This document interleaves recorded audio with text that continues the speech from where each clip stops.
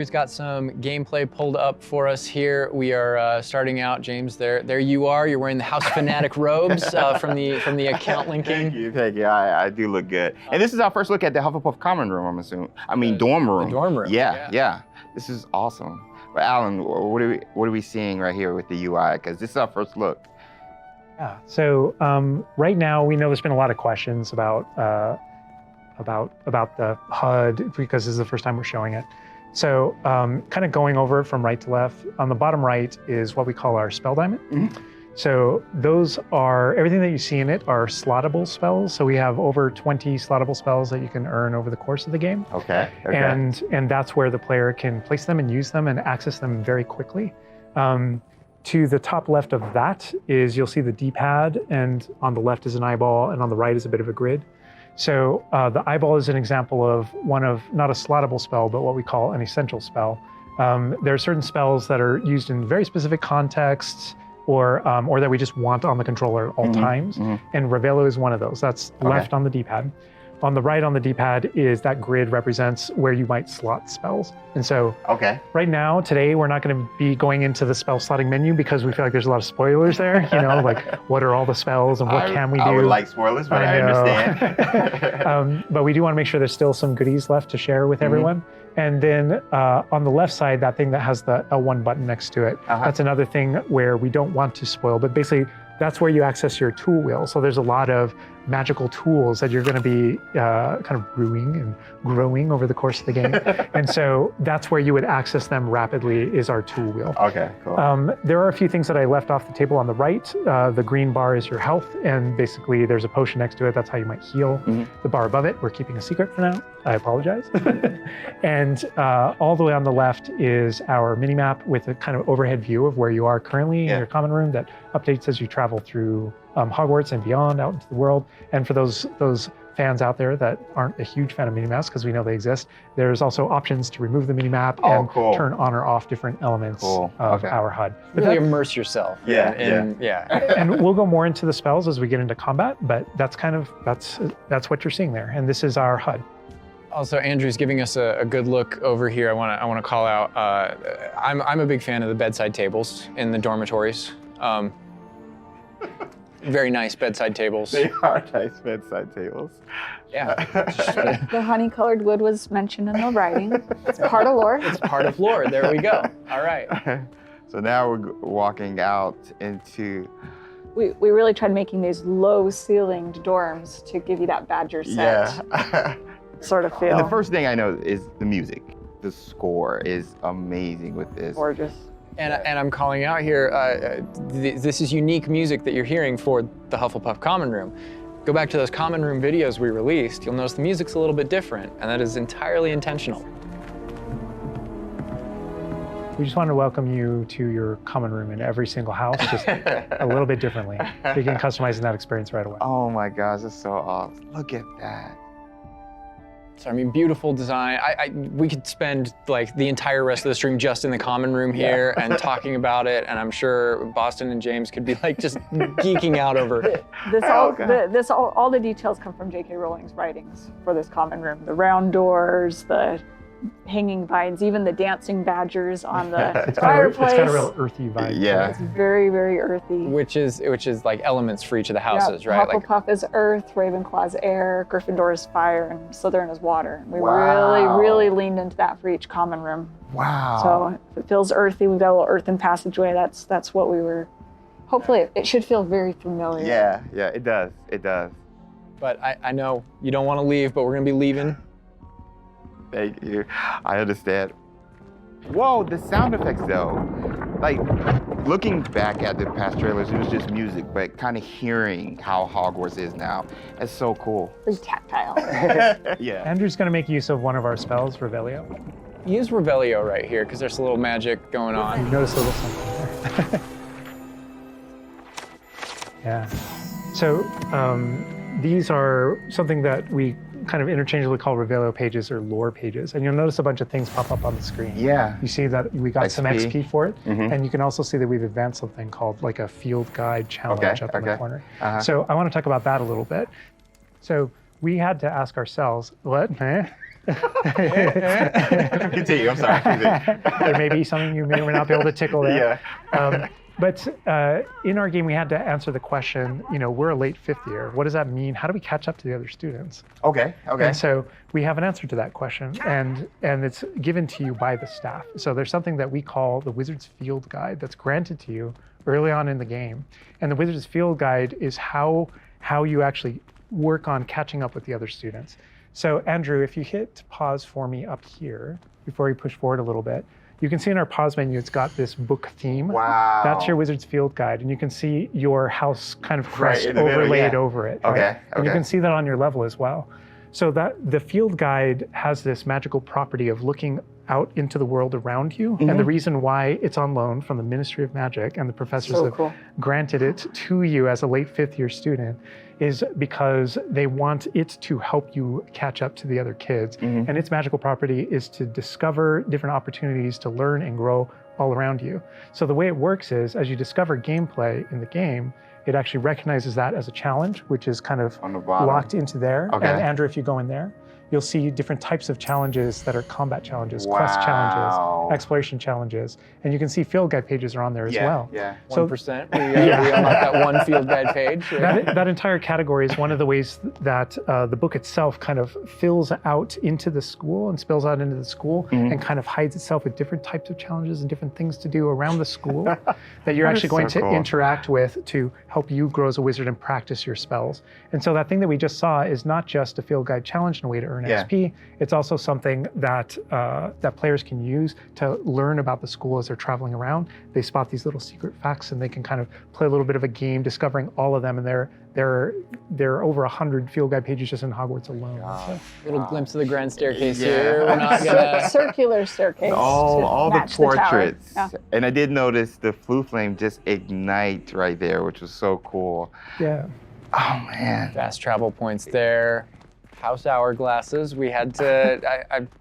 How much fun was it designing those and putting all Oh, they're those in gorgeous, there? but that they're there just like in the books. Yes. Right It's next a to nod the to Great lore. Hall. It's a nod to Yeah. lore. House points is not a core mechanic or system in the game. We It is didn't turn it narratively. into like a gameplay system, but it's definitely present throughout our narrative. And there are lots of choices where we want to nod to things that aren't necessarily gameplay systems, but we nod to them as part of the narrative. Over to the right Part of the there, Wizarding Andrew World. was teasing. That's the Great Great Hall Hall. over Yeah. through those doors. Again, we're not going there. He's just kind of like, no. Cool. Here's another collectible page. Just again showing you like just these things around Hogwarts that you can do and pick up and. That's a shot straight from the trailer too. Just that part right there. I recognize We that. might be giving you a little fan service here with callbacks to those. So, And this must be summertime because I noticed these are the summertime windows. These windows will change with the seasons. Yeah, the detail they put into this is kind of, I get surprised by it all the time. That's a even know that was a sentient thing. magic castle. So. Oh man. And we're going out. Look at that. This is where the students would normally kind of congregate, just to kind of chill out, play, meet each other outside of the Great Hall before and after meals. and I love the way that when the castle interconnects to that it interconnects outside, inside. There are pathways on both sides of things, so you really get a sense of scope to how big this castle is. And when you see things, like you'll notice a bridge over there, that's a place you can go to and cross. Like everything that you see is a place that you can visit. Wow. We put a lot of effort in making it feel really alive, not just with student population, but even just the greenery and stuff. It's Scotland. Yeah. And this castle's been here for hundreds of years, so just kind of the moss and all the trees that have overgrown it and Oh my gosh.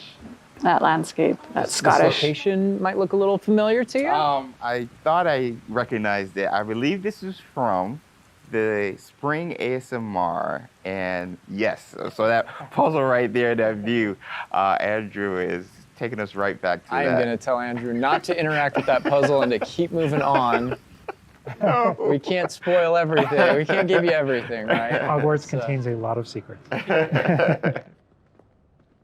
my God. But this is this grand entryway right here coming down into a really kind of central area. Yeah, we're coming upon the central hall, and we pointed out the greenhouse outside, and we'll notice when we get down there that it's on the right. This is a big hub of the school. Like it's a big castle, but it is designed so you shouldn't get very lost. This is kind of a grand central station. I love that. I love each that. direction, it's green over there, so the greenhouse is over there. Transfiguration Courtyard, the library straight ahead. So it's kind of the hub Oh my of God. a lot of the castle. Even the color, visually, you can just tell, okay, green, Oh, green, go greenhouse. that way. Oh my God. A lot of it'll be subconscious, but Yeah. it'll help you really learn the castle and feel like you know your way around.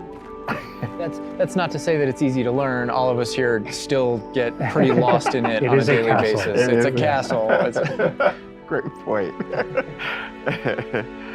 I love that Andrew's definitely teasing a lot of things here. I'm noticing he's swinging the camera this way and that. Yeah. He's got this grin on his face over there that's just like, yeah, I know what I'm doing. I know what I'm from the reveal trailer. There's that dragon. Oh my This God. is another location where the students will gather, and just kind of chill out. And an opportunity to talk to somebody, get a quest giver here. Is everything all right? Yes, I'm sorry. I'm Nellie, by the way. I'm just so excited that the Daedalian keys are back. The what keys? The Daedalian keys. Surely you've seen them flying about. Rumour is that a former headmistress, Professor Moll, conjured them to protect the contents of certain locked cabinets years ago. Professor Black couldn't be bothered to disenchant the keys, and they appear every few years. You should try to catch one. Why would I do that? Each key will lead you to a locked cabinet somewhere in the castle. If you can manage to get the key into the cabinet lock, not an easy task, you may find a reward.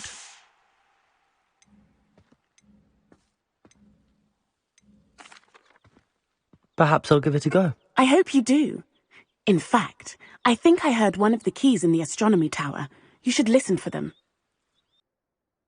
So those kind of side quests are really, it's a cool way to interact If you manage to with open a your cabinet. fellow students, with perhaps other teachers, with, various things like that, as well as teach you some more of the secrets of Hogwarts, I think. There's a in this little case, bit of that. absolutely. Yeah. So the students are a way to kind of like flesh out the school opportunities around it, what we can do, and then those interactions. Different interactions with different characters can also offer different choice points for the player, and then some of those things can affect things game-wide. Some of these affect characters' lives, the ending of the game. And sometimes it's just about you being a little bit of a Sometimes nice just about guy the or just mission. being a jerk. Yes, absolutely. So the scale really varies, but those opportunities exist for the player. Wow, look at this. This is the Dada Defense Against the Dark Arts Power. which this is one of my favorite locations in the castle. Just visually, you come in here and just the richness of It this is area. very iconic, very unique to anywhere else in the castle. Somebody else that we can talk to, notably a younger student. Yeah, she looks like a first year or an 11-year-old. Are you all right? Don't you know who I am? Zenobia Noak, the girl whom everyone at school hates for no reason.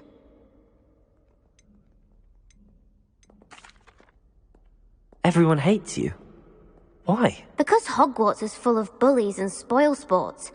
Leander Pruitt's one of the worst, that no-talent moon mind. I wanted to make some new friends, and so I brought my collection down to the common room.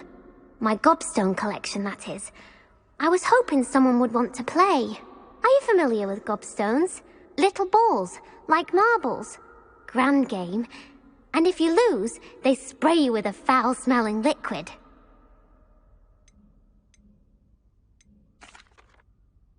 I haven't much interest in a game that sprays you with odors. Only if you lose, which I never do. Or at least, not often. People can be so cruel. Just because they're sprayed all over with smelly gobstone spit, it's their own fault for losing. Imelda is one of the worst losers. Everett and Astoria are terrible as well. And now those poor losers have taken my gobstones and hidden them in very high places all over the school.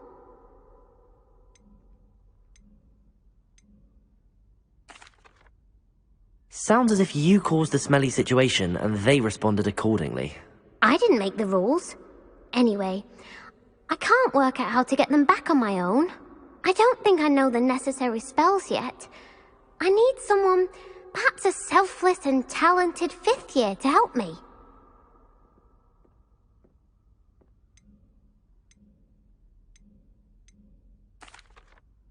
I'll see what I can do. I'd appreciate the help.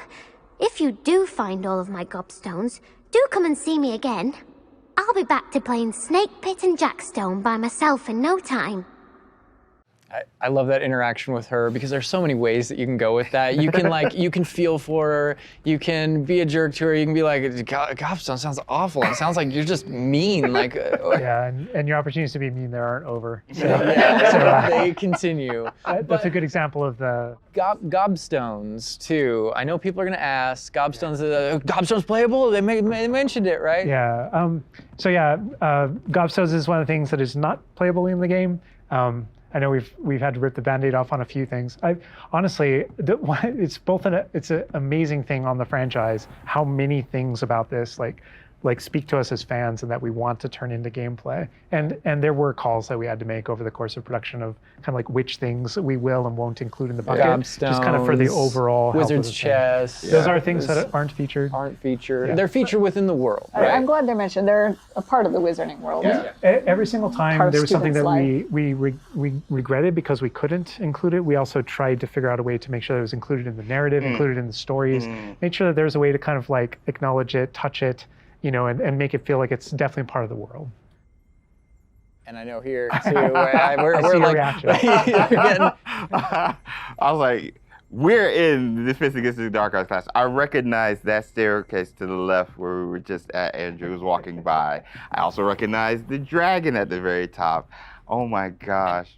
Being in a classroom, I think this is a good opportunity to talk about how classes work because we've gotten a lot of questions about that. Is it a schedule-based system? Is it so tell us how classes work. Yeah, so ultimately decided not to go the sim route. So I think like one of the speculations was, is there time of day and that kind of thing. Like, can I miss class at this time of day? There is a day-night cycle. Yeah, there is a day-night cycle, but everything is very narrative-based, and so there's a big mystery going on in the world. There's something happening in the narrative, and we essentially see it as kind of like chapters in that narrative.